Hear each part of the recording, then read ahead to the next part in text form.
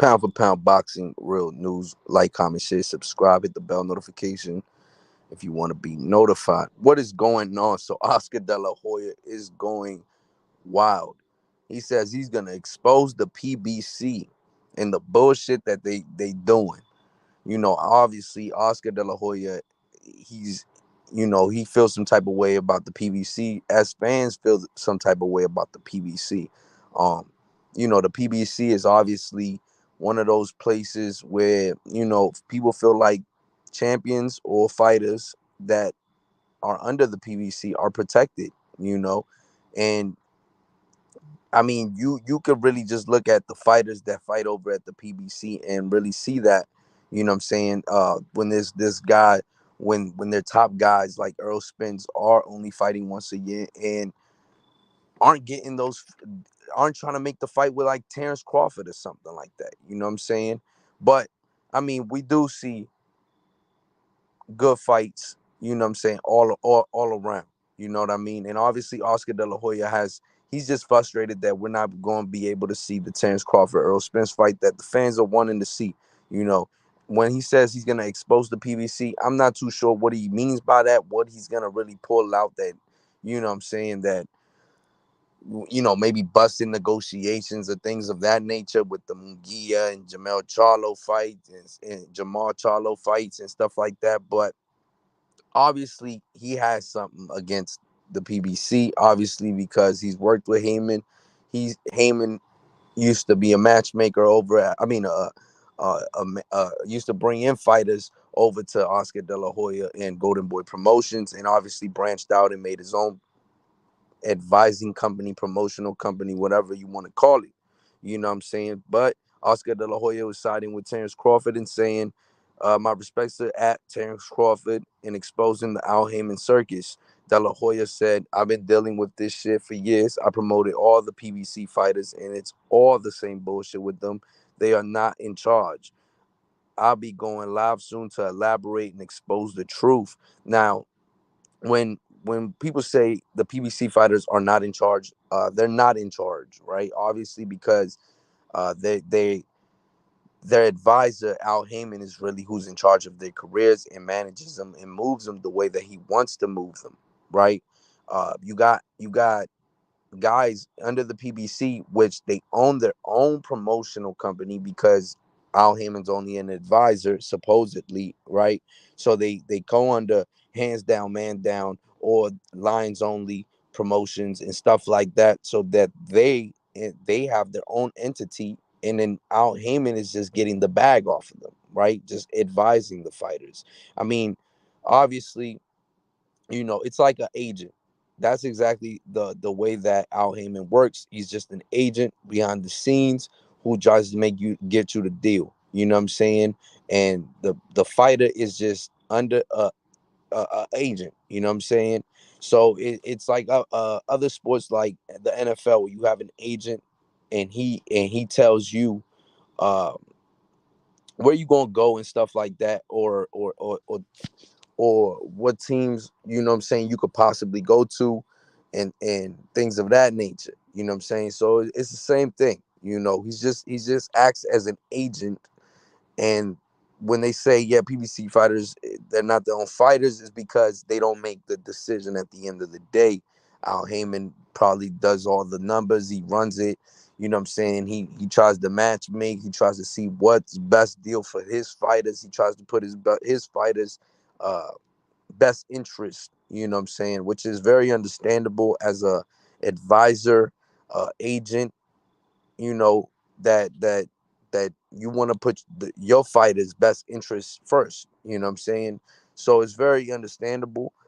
But where it mixes in with boxing is when fighters from the PBC have to go out of the PBC, or fighters trying to from outside of the PBC are trying to make fights with the PBC, and that's where the business does not come together. I think that's where there's a big gap in boxing, is when others try to make business, or when the fighters there try to get a fight outside of the PBC. I think that's where it becomes very complicated, because Al Heyman's trying to get the best for his fighter, and the other promotional companies are trying to get the best for their fighters. And I think that that's where they come to a disagreement, and deals get broken off because of it. Obviously, you know, within the company, within the PBC, fights are obviously going to be easier to be made. The reason why they're going to be easier to be made is because those fighters are already within the same promotional company, and Al Heyman can advise both parties. Doesn't have to go outside of his lines to talk, to contact another promoter and make a fight. When he could just talk to the two bosses of the promotion company, like David Benavidez and Caleb Plant, that will be fighting, you know, and then that's when uh the fight could be made. You know what I'm saying? And obviously he'll do whatever he has to do and run it by the network. You know what I'm saying? And the network will approve and things of that nature. Yo, what's going on, Mark Nash? What's good, bro? Then Oscar De La Hoya and this is what Earl Spence said to Oscar De La Hoya. He says, Oscar De La Hoya, you didn't do shit about me or the other young guys coming up.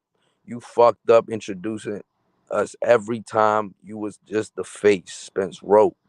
In another tweet, Spence pointed out that welterweight Rashidi Ellis left Golden Boy because of De La Hoya's supposed incompetence as it relates to handling black fighters.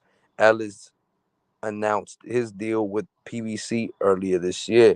Rashidi Ellis, obviously, I think that was a fighter, man. That he was an up and coming type of fighter, man. Where I felt like Rashidi Ellis was gonna be one of those guys. His speed is crazy. You know what I'm saying? And I could go back to the fight where he fought Eddie Gomez. He fought him twice, man, and just crazy fight. And Eddie Gomez was a kid coming up. You know what I mean? And I was looking at his career, because he was a really good fighter, fighting out of New York. And I think he had won the Golden Gloves, and I think that's when I started following Eddie Gomez, and he went over to Golden Boy, fought Rashidi Ellis, and he lost twice. You know what I'm saying? Got knocked out. I believe the second fight he got knocked out, or it wasn't the first. It was either one. He got knocked out, and ever since then he never fought again. You know what I'm saying? So Rashidi Ellis, I was excited for what his career was gonna be for real. You know what I'm saying? And the last thing that I've heard about Rashidi Ellis was obviously the PBC deal that he signed, but the other thing that I heard about Rashidi Ellis was he turned down a fight with Virgil Ortiz. That was the last thing I ever heard from Rashidi Ellis, was he was turning down fights from Virgil Ortiz, and he did it on numerous occasions. It wasn't just once or twice. You know what I'm saying? So I get what he's trying to say, and he's trying to paint right now, right there. But ultimately, Rashidi Ellis had the opportunity. He fights at 147. Virgil Ortiz obviously fights at 147, and you know, I think Rashidi could have gave Virgil some go. You know what I'm saying? But he turned down the fight, obviously, and the fight was never made. But Oscar De La Hoya is obviously siding with Terrence Crawford. He's saying that, obviously just frustrated that this fight is not gonna happen, as others are. Yeah, for sure. My brother was going on, man. It's been a while. You know what I'm saying? But I don't I wonder what Oscar De La Hoya. I I, I haven't seen him going live. You know what I'm saying? So I'm gonna be waiting on that. I don't know if he's going live or not. I don't think he's going live yet, but I'm gonna be waiting for that because I want to see what he says. You know what I'm saying? I know that really the only way he could really expose the PBC is for all the deals that have probably been broken within his company and the PBC, obviously, because there ain't really nothing else you could really say. You know what I'm saying? Like, you ain't really got no dirt on the company. You know what I'm saying? It ain't really got none of that. But there are rumors the PBC really doesn't have any money. You know what I'm saying? They don't really have any money, and investors aren't trying to invest right now to make these fights, which could be a huge possibility. I mean, there's thousands of possibilities within these fights. There's thousands of scenarios within these fights. You know what I'm saying? Thousands and thousands and thousands. People come up with new things every single day. You know what I mean? Every single day there's something new that comes out um about the Earl Spence Terrence Crawford fight. Every day is something new. Every day is a different perspective, and every day people are trying to either make excuse for the fighters or trying to you know yeah, just make excuse for the fighters. You know what I'm saying? Whereas I said today, man, it's everybody's fault. You know what I'm saying? The fighters fuck the fans fuck the fighters, and the promoters fuck the fans and the fighters. You know what I'm saying? Simple as that. You know what I mean? That's just how it goes. The fans uh they fuck the fighters up because you ain't paying for the shit, or it's not enough, it's not a big market for the fucking sport, and you decide to not pay for the shit, right? The fighters fuck the fans for not making a fight, and the promoters fuck the fans and the fighters because it's just no possibility that they gonna make that fight. You know what I'm saying? So I just don't get it. It's really nothing we could do about it. You know what I'm saying? But ain't nothing to dwell about, man, because it's a lot of boxing going on. It's a lot of boxing, and there's a lot of fights being made. And obviously, we've heard the David Benavidez Caleb Plant fight is being made. It's already been final, signed and finalized. So you can only look forward to what boxing is gonna bring you. The PBC might have fucked up that deal with Terrence Crawford and Earl Spence, but guess what? You now you get into David Benavidez, Caleb Plant. You know what I'm saying? So you gotta you know it is what it is. They gonna do what they want to do at the end of the day as they company. The fans don't run these companies. The fans just talk dumb shit all day, and that's it. You know what I'm saying? But you don't run the companies. You know what I mean? They listen and they laugh. You know what I'm saying? That's what they do. They listen and they laugh. Because ain't no way. Ain't no way. It's so many scenarios on out there going on out there. So many perspectives on what happened and this and that. Look, man, ain't nothing happened. Blame every single body. Blame Errol Spence, blame Terrence Crawford, and blame the PVC why this fight didn't happen. Simple as that. Ain't no ifs, ands, or buts about it. All of them fucked the fight up. You know what I'm saying? Because it's two sides to every story, right? It's obviously two sides to every story. And when Terrence Crawford said his story, Errol Spence came out with numerous tweets on his side of the story, right? The PBC, they ain't really saying shit, but from both fighters, you could really tell what they saying. You know what I'm saying? But both fighters said, "Nah, I accepted everything. I accepted everything. I accepted everything." And both fighters is basically contradicting themselves. You know what I'm saying? But one thing is for certain: Terrence Crawford did call Earl Spence about that, about the company that was trying to pay them about 20 apiece. You know what I'm saying? About 20 apiece. And he said, all money ain't good money. Well, hey, you know what I'm saying? So, like I said, you gotta blame everybody that was handling that fight. You can't put the blame on one fighter. You can't put the blame on the promotional company itself. Like I've said, the analytics don't show that these two fighters are gonna be able to generate enough money for them to even make money off of that type of fight. The analytics are showing that these two fighters do not sell.